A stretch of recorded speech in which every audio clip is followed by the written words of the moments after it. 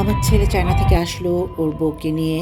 সে উপলক্ষে তোমাদের সাথে কিছু ভিডিও আমি শেয়ার করেছি। ওদের একটা রিসেপশনের প্রোগ্রাম মতো করেছিলাম, মেহেদি প্রোগ্রাম করেছিলাম। তো আজকে আমরা বাসার সমস্ত প্রোগ্রাম শেষ হওয়ার পরে বেরিয়ে পড়লাম, একটু আমরা বাইরে ঘুরতে যাব। তো আমার বৌমার অনেক শখ, সে কখনো এরকম বোটে চড়েনি। তো চাচ্ছিল কোনো বোটে চড়বে। তো আমরা চিন্তা করলাম কোথায় যাওয়া যেতে পারে। তো তোমাদের ভাইয়া মাওয়া যে বোট হাউসগুলো আছে সেখানে ওদের কাছ থেকে খবর নিল যে রোজার মধ্যে তারা এটা মানে ওপেন রাখে কি না। তো সেখানে জানতে পারলাম যে রোজার মধ্যে ওরা দুপুর 2:30 থেকে ডিনার পর্যন্ত ট্যুরের আয়োজন আছে ওদের। তো ভাবলাম যে তাহলে এখানেই যাই, ওর বোটে চড়া হবে, আমাদের পদ্মা নদীটাও দেখা হবে, বাংলাদেশের কিছু ভিউ দেখলো।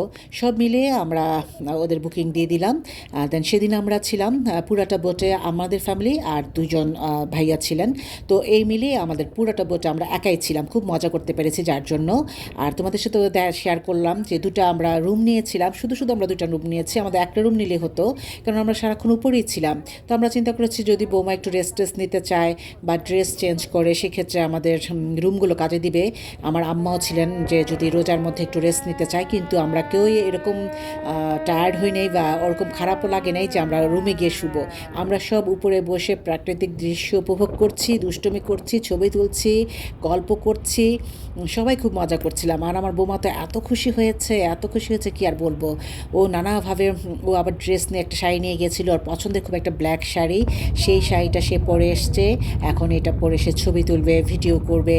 তো ওকে সাজিয়ে দেওয়া, ওর গয়নাকাটিও নেওয়া হয়েছে, সেখানে ওকে পরানো হচ্ছে। তো এই তো।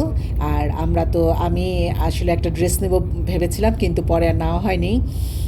তো যাই হোক, আমি খুব মিস করছিলাম যে আমি আরেকটা ড্রেস নিলেই পারতাম। তো সবাই খুব মজা করছিলাম।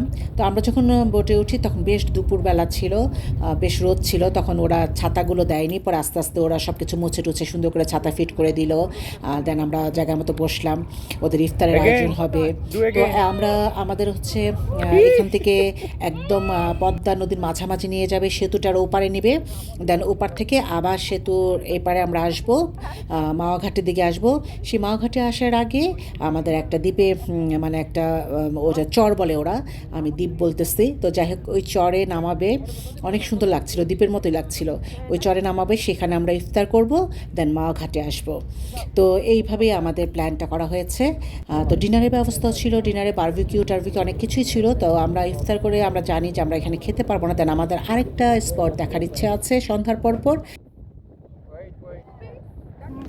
আমার বৌমা খুব এনজয় করেছে, এটাই আমাদের মনটা ভরে গেছে। আর অনেক বছর পর আমরা পরিবারের সবাই একসাথে হলাম।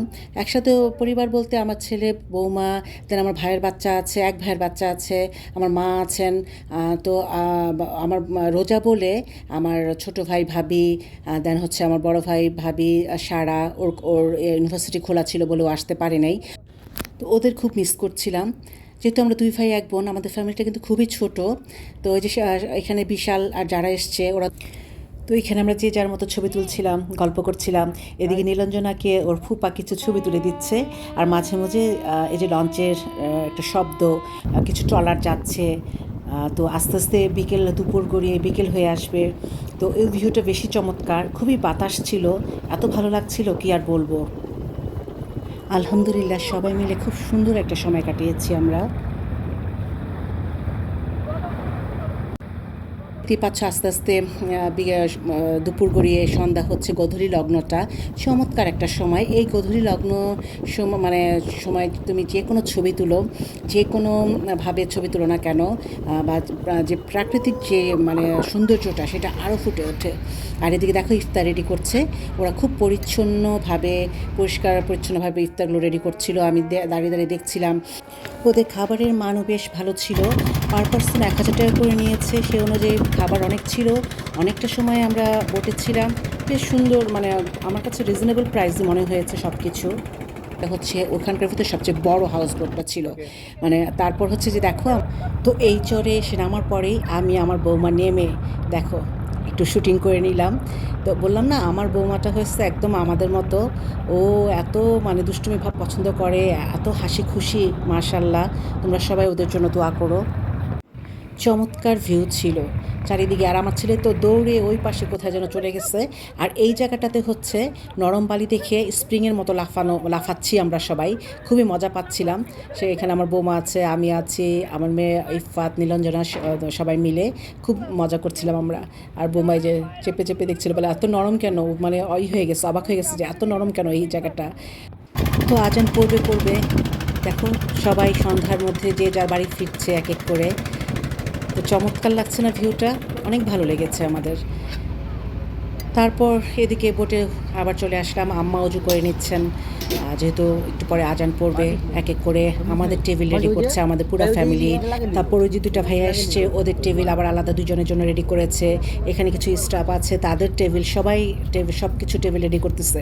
তো আমাদের সবচেয়ে বেশি ভালো লাগা কাজ করেছে, এই ফার্স্ট টাইম আমরা কোনো ভাসমান একটা জায়গায় ইফতার করছি এরকম বোটে। অন্য এই রোজার মধ্যে অনেক অনেক জায়গায় ইফতার করেছি, অনেক রেস্টুরেন্টে ইফতার করেছি, কিন্তু এরকম ভাসমান ইফতার কখনো করি নাই। খুবই ভালো লাগছিল। আর এত সুন্দর চমৎকার ভিউটা ছিল না, একদম নদীর মাঝখানে একটা দ্বীপের মধ্যে, চরের মধ্যে আমরা বসে ইফতার করছি, মানে অন্যরকম একটা অনুভূতি কাজ করছিল।